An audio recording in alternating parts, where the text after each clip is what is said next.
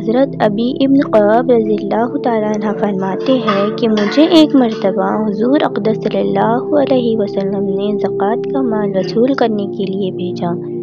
میں ایک صاحب کے پاس گیا اور ان سے ان کے مال کی تفصیل معلوم کی تو ان پر ایک اونٹ کا بچہ 1 سالہ واجب تھا۔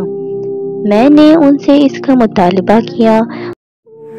وہ فرمانے لگے کہ 1 سال کا بچہ نہ دودھ کے کام کا ہے نہ سواری کے کام کا۔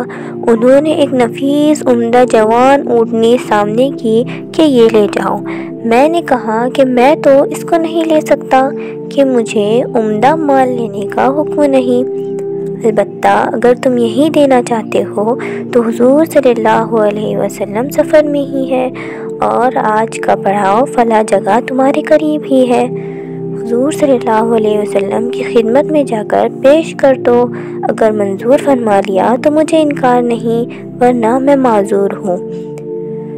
وہ اس اونٹنی کو لے کر میرے ساتھ ہوئے اور حضور صلی اللہ علیہ وسلم کی خدمت میں حاضر ہو کر عرض کیا کہ یا رسول اللہ، میرے پاس آپ کے قاصد زکوٰۃ کا مال لینے آئے تھے اور خدا کی قسم مجھے آج تک یہ سعادت نصیب نہیں ہوئی کہ رسول صلی اللہ علیہ وسلم یا ان کے قاصد نے میرے مال میں کبھی تصرف فرمایا ہو، اس لیے میں نے اپنا سارا مال سامنے کر دیا۔ انہوں نے فرمایا کہ اس میں 1 سال اونٹ کا بچہ زکوٰۃ کا واجب ہے۔